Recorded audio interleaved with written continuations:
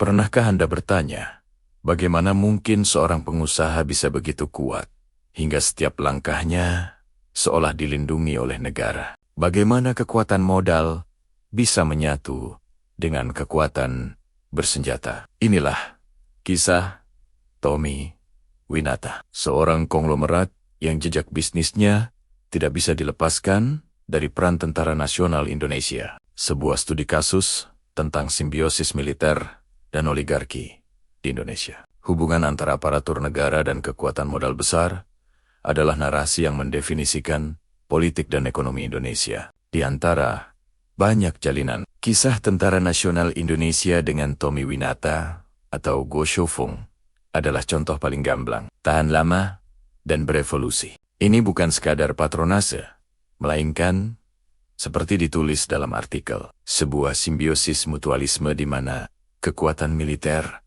modal swasta, dan otoritas negara menyatu. Titik awalnya terjadi pada 1972 di Singkawang, Kalimantan Barat. Di usia 15 tahun, Tommy dipercaya mengerjakan proyek pembangunan kantor Koramil. Dari situ, bisnisnya berkembang menjadi penyedia logistik dan pembangunan fasilitas militer di berbagai daerah. Namun, momen paling menentukan datang pada ke-1988.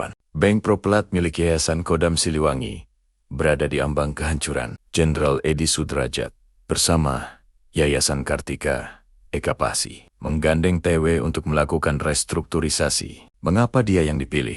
Buku Jembatan Hati TNI, Rakyat Karya TB Silalahi mencatat, dia sudah lama dikenal di lingkungan Angkatan Darat. Bahkan, kedekatannya dengan para jenderal begitu erat hingga muncul anggapan TW adalah anak angkat dari para perwira senior. Dari sinilah lahir Bank Ertagraha, pilar utama bisnis TW. Setahun kemudian, pada 1989, ia bekerja sama dengan Yayasan Militer dalam megaproyek CBD Jakarta senilai 3,25 miliar dolar AS.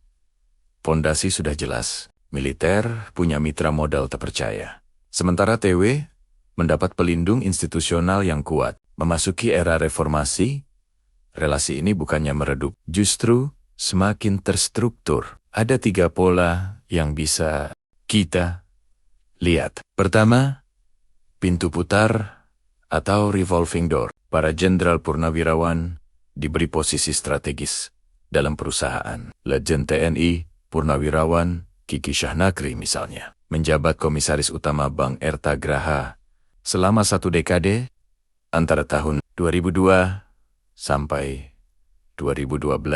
Kedua, dukungan operasional kekuatan militer digunakan sebagai pelicin bisnis. Sebuah makalah menuding bahwa pasca tsunami Aceh, TW menggunakan jasa land clearing oleh tentara, bahkan menempatkan mereka di berbagai daerah untuk mencegah penolakan rakyat terhadap ekspansi bisnisnya. Jika benar, ini adalah contoh paling terang dari penggunaan kekuatan militer untuk kepentingan swasta. Ketiga, kemitraan birokratis atau skema pinjam bendera. Kasus impor gula tahun 2015 sampai 2017 adalah contohnya. Dalam fakta persidangan kasus yang juga melibatkan Tom Lembong tersebut, Inkopad, Indo Koperasi TNI AD, mendapat izin negara untuk menstabilkan harga. Tapi karena tak punya pabrik, mereka bekerja sama dengan PT Angels Products milik TW. Inkopad bawa lisensi,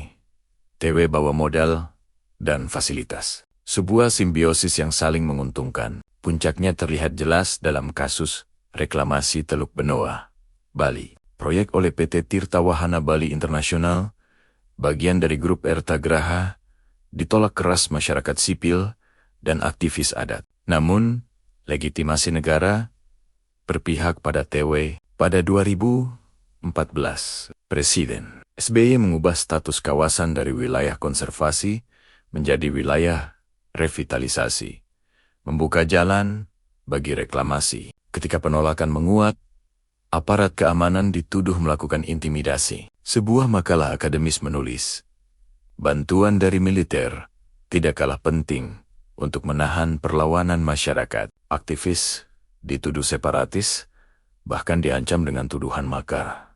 Di sini, kita melihat bagaimana negara, modal, dan militer bisa bekerja serempak menghadapi rakyatnya sendiri. Kisah Tommy Winata bukanlah sekadar biografi seorang pengusaha sukses. Ini adalah cermin dari sebuah sistem di mana batas antara tugas pertahanan negara, kepentingan bisnis, dan otoritas pemerintah menjadi kabur. Bahaya dari bisnis militer bukan hanya soal persaingan usaha tidak sehat. Bahaya sesungguhnya adalah ketika institusi bersenjata berkolaborasi dengan oligarki dan didukung negara untuk memaksakan kepentingan mereka. Pada titik itu, seperti di Teluk Benoa, suara rakyat menjadi tidak berarti. Karena itu, pengawasan publik, penegakan Undang-Undang Nomor 3 Tahun 2025 yang membatasi peran militer dalam bisnis, serta kemandirian negara dari cengkraman oligarki adalah syarat mutlak. Jika tidak,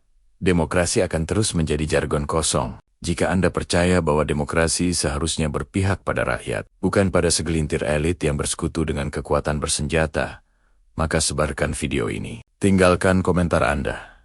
Apakah menurut Anda, hubungan militer dan oligarki ini masih berlangsung hingga hari ini? Jangan lupa tekan like, share, dan subscribe untuk mendukung konten kritis seperti ini.